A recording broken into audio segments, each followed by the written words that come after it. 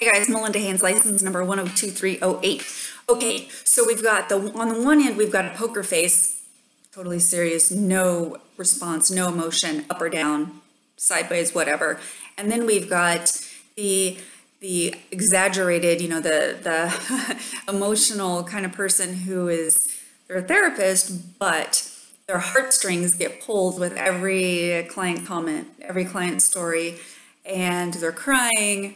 They're upset. They're, oh my gosh, how do you deal with that? And I could never survive something like that. And they kind of fumble around with their emotions rather than keeping that good, solid, steady appearance with their client.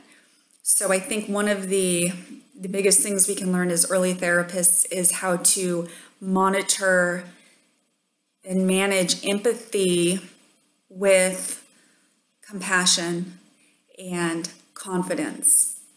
So that means that we're not going to be overly emotional when a client tells us something difficult.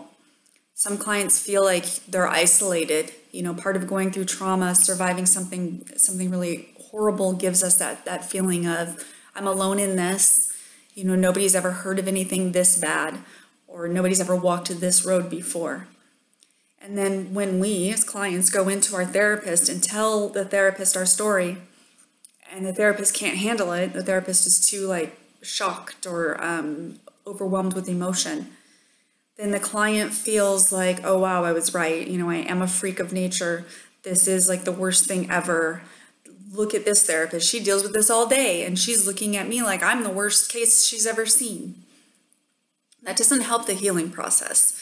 So it's wise, I think, to, as a client or as a therapist, to be able to go into your therapy sessions knowing that, okay, even if they drop a bomb on me and they tell me the worst thing that I've ever heard, that I'm going to listen to it, I'm going to hear it as if I hear this story every day. That yes, this does happen to people, and it's so painful and it's so unfortunate, but we're going to walk through this. We know how to do this. We know how to handle this. We know how to walk through the steps, the process.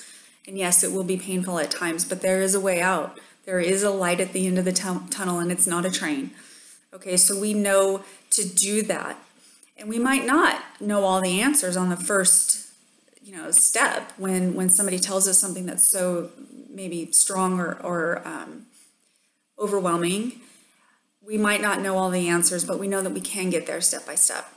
So as a new therapist, make sure that you're not being, you don't want to be extremely poker faced, but you also don't want to be extremely emotional. There's some benefit in expressing a little bit of emotion with your client, but getting too much, as if you were just maybe not on a professional level, you were maybe their friend or their family member, and you were experiencing the issue with them, that kind of reaction isn't helpful for the therapeutic process, because we want to send our clients the message that we can do this, we can succeed, we can walk through this, there is a path to healing, and we'll get there together. So I hope this has been helpful for you. I appreciate you. Thanks for watching.